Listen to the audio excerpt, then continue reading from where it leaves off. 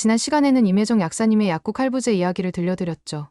약값 할부제의 놀라운 결과, 40세 약사의 파격적 결정. 정말 혁신적이었어요. 오늘은 그 동네에서 일어난 또 다른 놀라운 이야기예요.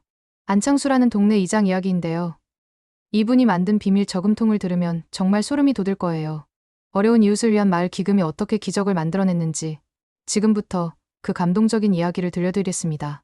1980년 삼선동에 안창수라는 52세 이장이 있었어요. 동네 이장을 맡은 지 5년째였는데 정말 성실하고 책임감 있는 분이었죠. 이 안창수 이장이 특별했던 건 동네 구석구석 모르는 게 없다는 거였어요. 어느 집에 몇 명이 살고 누가 아프고 어느 집이 어려운지 다 알고 있었어요. 우리 동네에 80가구가 사는데 그 중에 혼자 사는 할머니가 15분, 몸이 불편한 분이 8분, 아이가 많아서 어려운 집이 12가구, 이렇게 세세하게 파악하고 계셨어요. 그런데 안창수 이장이 어느 날 안타까운 현실을 깨달았어요. 동네에 갑작스럽게 큰일이 생기면 도와줄 방법이 없다는 거였어요. 누가 갑자기 아프거나 화재가 나거나 실직을 하거나 이런 응급 상황에 빠른 도움을 줄 수 있는 시스템이 없었던 거예요. 이웃이 어려울 때 십시일반 도와주기는 하지만 돈을 모으는 시간이 오래 걸려 그 사이에 더 큰 문제가 생길 수 있어. 그래서 안창수 이장이 결심했어요. 미리 기금을 만들어 두자고요. 하지만 쉬운 일이 아니었어요. 동네 사람들도 각자 살기 바빴거든요. 그래서 안창수 이장이 특별한 방법을 생각해냈어요. 비밀 저금통을 만든 거예요. 동네 회관에 큰 저금통을 하나 놓고 사람들이 자발적으로 돈을 넣을 수 있게 한 거였어요. 얼마를 넣든 상관없고 이름도 밝히지 않아도 되고 언제 넣어도 상관없었어요. 부담받지 마세요.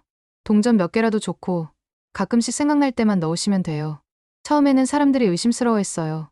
이장님, 그 돈을 누가 관리해요? 혹시 이상한 일에 쓰이는 건 아니죠? 안창수 이장이 투명하게 공개했어요. 매달 마지막 주에 저금통을 열어서 얼마가 모였는지 공개할게요. 그리고 어떤 일에 썼는지도 모두 알려드릴게요.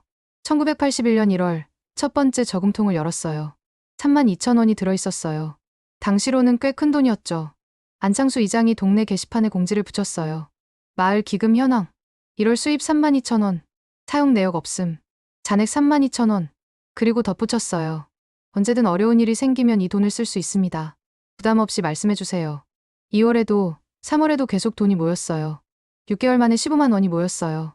그런데 아직 한 번도 쓸 일이 없었어요. 다행히 큰 일이 없었거든요. 사람들이 궁금해했어요. 이장님, 언제 이 돈을 쓸 건가요? 안창수 이장이 말했어요. 안 쓰는 게 제일 좋은 거죠. 하지만 언젠가는 꼭 필요한 때가 올 거예요. 그리고 정말로 그날이 왔어요. 1981년 7월 동네에 큰일이 일어났어요. 최윤기 아저씨가 연탄을 나르다가 넘어져서 다리를 다쳤거든요. 병원에서는 수술을 해야 한다고 했어요. 수술비가 20만 원이나 했어요. 최윤기네로서는 감당하기 어려운 돈이었죠. 그런데 안창수 이장이 나타났어요. 윤기 형, 걱정하지 마세요. 마을 기금에서 수술비를 대드릴게요. 최윤기가 깜짝 놀랐어요. 이장님, 그럴 수는 없어요. 제 개인적인 일인데. 안창수 이장이 말했어요. 이런 일을 위해서 기금을 만든 거예요. 당연히 써야죠. 그렇게 해서 마을 기금의 첫 번째 사용이 이루어졌어요. 하지만 기금으로는 부족했어요. 15만 원밖에 없었는데 20만 원이 필요했거든요. 그런데 놀라운 일이 일어났어요. 이 소식을 들은 동네 사람들이 추가로 돈을 모은 거예요. 이장님, 부족한 돈 여기 있어요. 우리가 조금씩 더 보태면 되죠. 결국 하루 만에 25만 원이 모였어요. 수술비보다 더 많은 돈이었죠. 최윤기가 눈물을 흘렸어요. 고마워요. 정말 고마워요. 이웃들 덕분에 제가 다시 일할 수 있게 됐어요. 이 일이 있고 나서 마을 기금에 대한 신뢰가 더욱 커졌어요. 사람들이 더 적극적으로 돈을 넣기 시작했어요. 이런 좋은 일에 쓰이는 거라면 기꺼이 참여하겠어요. 1982년 더 큰 일이 일어났어요. 동네에 큰 화재가 났거든요. 한정숙 아주머니네 반찬 가게에서 불이 나서 가게가 다 타버렸어요. 다행히 사람은 다치지 않았지만 가게를 다시 차릴 돈이 없었어요. 안창수 이장이 즉시 마을 기금을 사용했어요. 그때까지 모인 돈이 50만 원이었는데 모두 한정숙 아주머니에게 주었어요. 하지만 50만 원으로는 가게를 다시 차리기 부족했어요.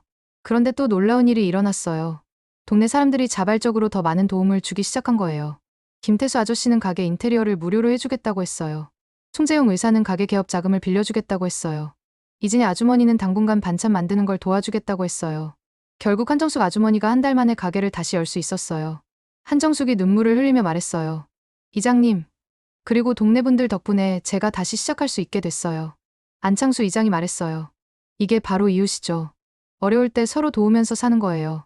1983년 안창수 이장이 더 놀라운 아이디어를 냈어요. 마을 장학금을 만든 거예요. 동네 아이들 중에 공부를 잘하는데 집안 형편이 어려운 아이들을 도와주자는 거였어요. 우리 동네 아이들이 돈 때문에 공부를 포기하면 안 되잖아요. 마을 기금의 일부를 장학금으로 사용하기로 했어요. 첫 번째 장학생은 박민석이었어요. 성적은 우수한데 아버지가 실직해서 중학교 진학이 어려운 상황이었거든요. 안창수 이장이 박민석에게 말했어요. 민석아, 걱정하지 말고 공부해라. 마을에서 내 학비를 지원해 줄게. 박민석이 감동해서 울었어요. 이장님, 고마워요. 열심히 공부해서 나중에 꼭 보답하겠어요. 그런데 여기서 더 놀라운 일이 일어났어요. 박민석의 이야기를 들은 다른 동네 아이들이 더 열심히 공부하기 시작한 거예요. 나도 열심히 해서 장학금 받고 싶어. 공부 잘하면 마을에서 도와준다니까 더 열심히 해야겠어. 그렇게 해서 동네 아이들의 성적이 전체적으로 올라갔어요. 1984년 안창수 이장이 또 다른 혁신을 했어요. 마을 기금 운영위원회를 만든 거예요. 이장 혼자 결정하는 게 아니라 동네 대표들이 함께 논의해서 돈을 어떻게 쓸지 정하는 거였어요. 제가 혼자 결정하면 공정하지 않을 수 있어요. 여러분이 함께 결정하는 게 좋겠어요. 운영위원회에는 각 연령대 대표들이 참여했어요. 20회, 30대 대표로 김태수, 40대 대표로 한정숙, 50대 대표로 최윤기, 60대 이상 대표로 박할머니가 참여했어요. 매달 한 번씩 모여서 기금 사용에 대해 논의했어요. 이번 달에는 누구를 도와줄까요? 어떤 일에 우선순위를 둘까요? 더 체계적이고 공정한 운영이 가능해졌어요. 1985년 정말 기적 같은 일이 일어났어요. 마을 기금이 100만 원을 넘어선 거예요. 5년 동안 조금씩 모은 돈이 이렇게 큰 금액이 된 거였어요. 안창수 이장이 감격했어요. 우리 동네 사람들이 이렇게 마음을 모아주시다니. 그런데 더 놀라운 건 다른 동네에서 벤치마킹을 하러 오기 시작한 거였어요. 우리 동네도 마을 기금을 만들고 싶어요. 어떻게 운영하는지 가르쳐 주세요. 안창수 이장이 기꺼이 노하우를 알려줬어요. 중요한 건 투명성이에요.